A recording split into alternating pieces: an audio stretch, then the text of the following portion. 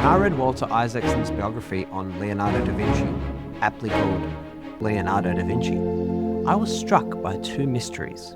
The first, Da Vinci had some very, very questionable relationships with young men, and I'm going to try very hard to put that to one side. Secondly, he did a lot more than paint the Mona Lisa. He pioneered in a staggering number of fields and was mostly self-taught. It took centuries for others to replicate his findings or validate his ideas. But that's not the mystery. The mystery is why old Leonardo never shared most of his history-making discoveries. Let's start at the beginning. Da Vinci was born in 1452 in Florence. A common theme with other subjects of Isaacson biographies is that they grow up as outsiders. Einstein, Steve Jobs, and Elon Musk are examples of this. It could be that the outsider identity goes well with the willingness to reject conventional logic and explore new territory. Well, this was true for Da Vinci, who was homosexual, left-handed, vegetarian, and the illegitimate son of a successful notary, so he was denied a formal education.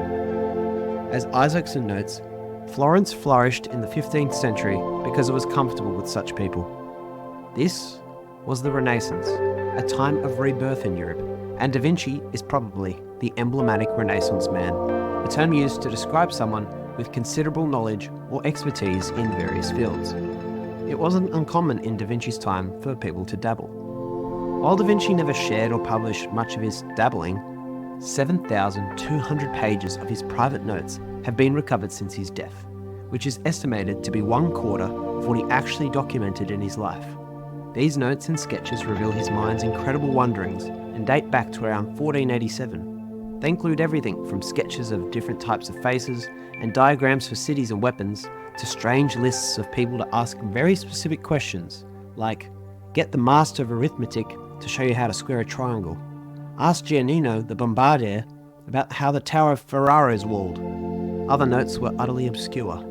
Da Vinci set himself one reminder to study the tongue of a woodpecker. Notes like these highlight one key thing about the famous polymath, maybe the very thing that set him apart and enabled his multidiscipline proficiency despite a lack of formal schooling. Curiosity. Curiosity may have killed the cat, but it looks like it drove Da Vinci, who never stopped at the surface of things.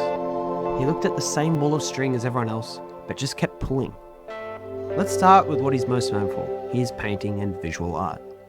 In his notes, Da Vinci documented types of noses so he could recall them later, 11 types of facial shapes. He even measured a bunch of ratios in the body.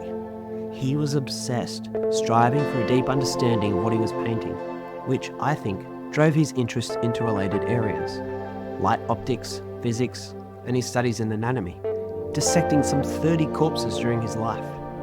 Da Vinci detested received wisdom and didn't like to rely on books or other documented knowledge. He was incredibly self-directed in his learning, which in my experience is common for people who stand out in their field. He wasn't always right, with many of his ideas being way off track, and he failed often, but it never stopped him. He was the master of devising experiments to test his insightful ideas. Most impressively, he used a bull heart as a guide to make a glass model of the human heart.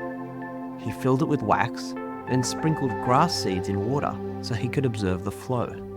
It took anatomists some 450 years to realize Leonardo was right about blood circulation in the heart. He was also the king of rabbit holes, a slave to his interests, and showed no regard for what we today would call discipline.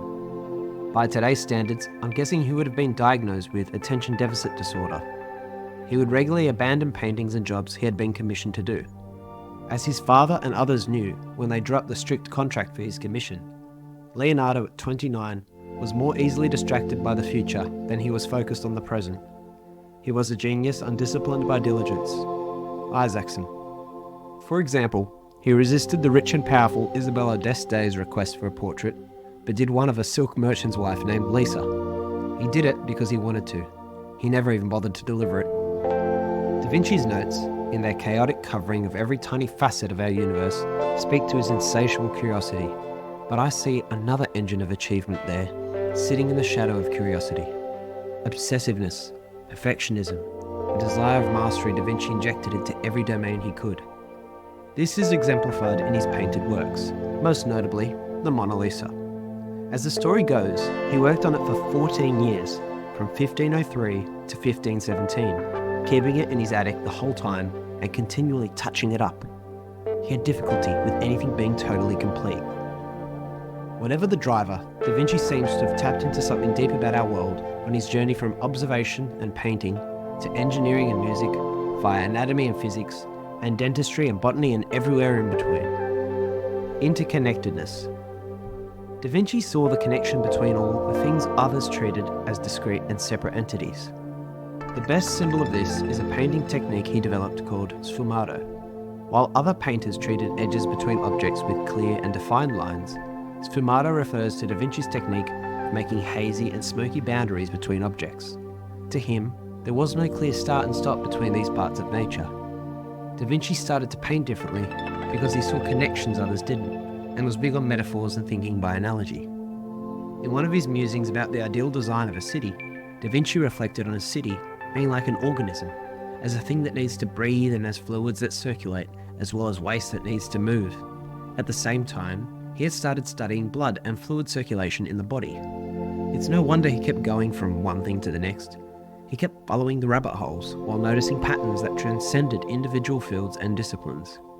Some of Da Vinci's most notable achievements are being one of the first to appreciate that the heart is the centre of the body, not the liver, being the first to inject moulding material into a human cavity, an act not replicated until 2 centuries later. His designs for an ideal city, though never adopted, might have transformed the nature of cities, reduced the onslaught of plagues, and changed history, according to Isaacson. He also performed music in live courts, wrote plays, made breakthroughs in physics centuries before Newton, stumbled upon innovations in dentistry and light optics, designed weapons like an engineer, and the list goes on. Despite it all, Leonardo was never a very rich man. He was social and very collaborative, exchanging notes and ideas while amassing a small following in his time, but rarely did he enjoy lasting financial stability. At this time period, the patronage system was alive and well in Europe, but Da Vinci always created for himself ahead of any patron or client. He had a very different idea of wealth and was clear on what he valued. Men who desire nothing but material riches and are absolutely devoid of the desire for wisdom, which is the sustenance and truly dependable wealth of the mind. Leonardo da Vinci. Da Vinci wasn't classically religious, but he was swept up in the awe of the world and the universe, and interacted with it somewhat spiritually through art and science. His tale makes us question the tension between the organised world, with its commercial and economic realities, and the very different reality of people's creative spirit, when fully and freely expressed, reminding us the two are not always harmonious. It makes me wonder, do we edit and compress the spirit too much to fit inside the lines of our social structures? Is there value in giving more people the license to freely explore? As I mentioned before, Da Vinci wasn't always right, but no matter the stumbling block, he kept going. Maybe that's the benefit of prioritising exploration and discovery ahead of production, of looking to create things that are, first of all, pleasing to oneself before they might be pleasing to others. Did Da Vinci hold on to so many of his discoveries because he was too lazy to share them? Or was he too distracted? Could he have been afraid? Was it selfish of him? We'll never know, but one distinct possibility is that he was too lost in the universe to care. If I've learnt one thing from Da Vinci, it's to cash in on being 500 years ahead of your time. That's why I've written books which are timeless classics. I thought of holding them back like old Leonardo, but in the end I realised they're just too good to keep to myself. You could read Isaacson's biography of Da Vinci. I mean, it's a good read, but I just summarised it so well, freeing you up to give mine a go. Jokes aside, if you want to see a write-up of this video, check the comments or description for the Doorman Substack Newsletter. Thanks, and see you on the next video.